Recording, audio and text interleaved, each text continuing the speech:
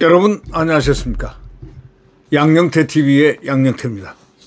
오늘은 2025년 7월 12일이 되겠습니다.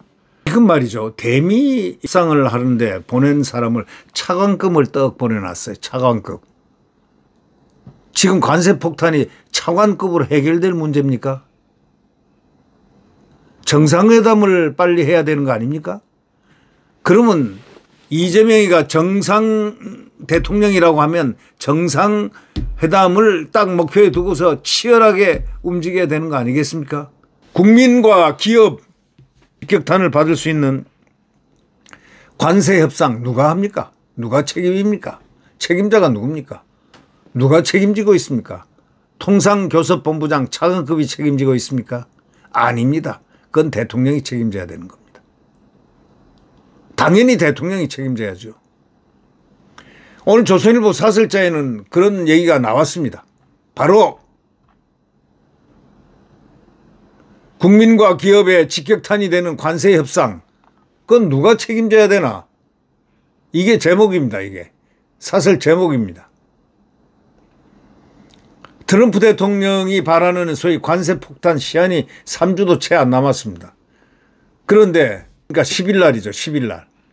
이재명 대통령이 처음 개최한 국가안전보장회의 전체 회의에서는 대미 관세 협상 문제를 깊이 있게 다루리라는 예상이 많았는데, 그런데 통상 관련 참모들은 참석을 하나도 안 했습니다. 대신 이재명은 남북관계 복원을 언급했고 전시작전 통제권 전환과 주한미군 재조정 등에 대한 질문과 답변이 오갔다고 합니다. 전시작전 권 전환 뭐 이걸 얘기하는데 콧방귀도 안 낍니다. 그거.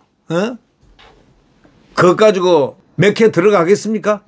발등에 불인 관세 문제는 거의 논의하지 않았다는 얘기입니다. 그리고 이 전시작전 통제권 전환 이거를 하게 되면은 또 주한미군 재조정하는 것 괜찮다 이거지. 미군 철수 괜찮다 이거지. 대한민국의 대부분 국민들을 기업들은요 큰일 난다 하고 있습니다. 국내 수출 기업 10곳 중에 9곳이 미국 상호관세가 15%를 넘으면 지금 견디기 어렵다고 답한 조사 결과가 어저께 나왔는데, 트럼프가 한국에 매긴 상호관세가 25%입니다. 그럼 수출로 버티는 우리 경제는 미국의 관세 폭탄을 잘못 맞으면 위기가 바로 닥친다 이거예요. 국민과 기업은 지금 불안한데 대미 협상이 어떻게 진척되고 있는지 아주 불분명합니다. 협상을 해가지고 이걸 끌어야 되는데 그걸 하지를 않습니다. 왜 안 합니까? 이거 통상교섭본부장 차관급 하나 덜렁 보내놓고 그게 되는 겁니까? 미국에서 돌아온 통상교섭본부장은 미 상무장관을 2차례 만났습니다. 한국의 차관급이 미 상무장관을 2차례 만났지만 구체적 합의가 없었던 것으로 알려졌고, 또 통상본부장 차관급하고 미 상무장관이 합의를 할 수 있겠습니까? 하겠습니까?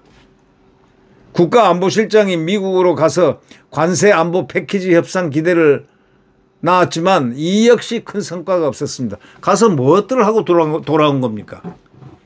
이 사람들은 가라니까 가는 거죠. 가서 최선을 다하는 거죠. 뭐 얻은 게 뭐 있습니까?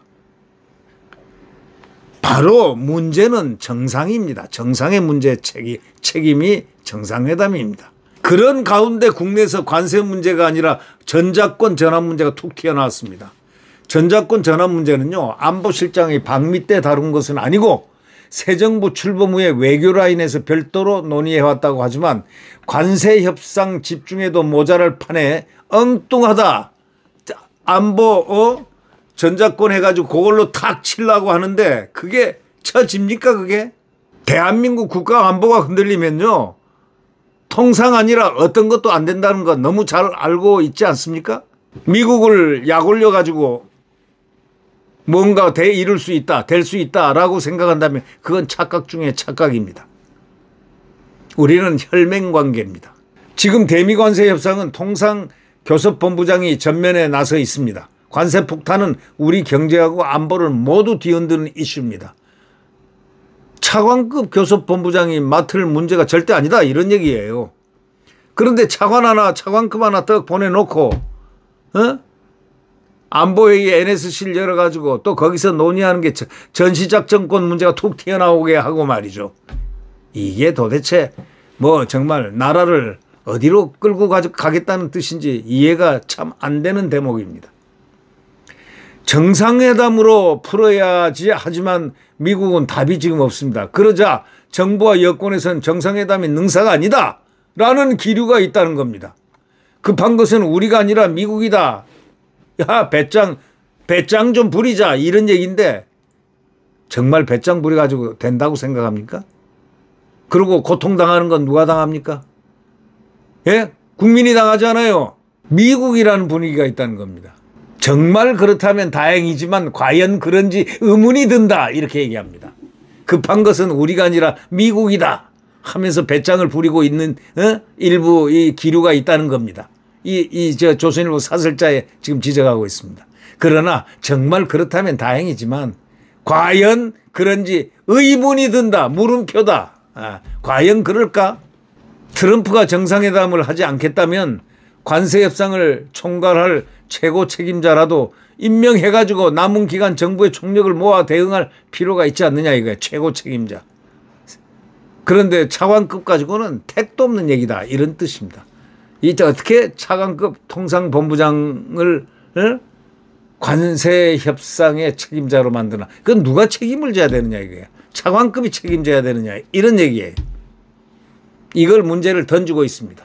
사설자의 질문에 누군가는 답을 해야 되는데 누가 대답을 해야 되겠습니까?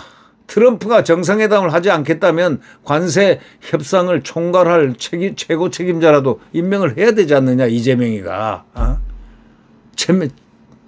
안 그러면 협상에 직접 나서든지 정상회담을 하는 게 정상이죠. 네.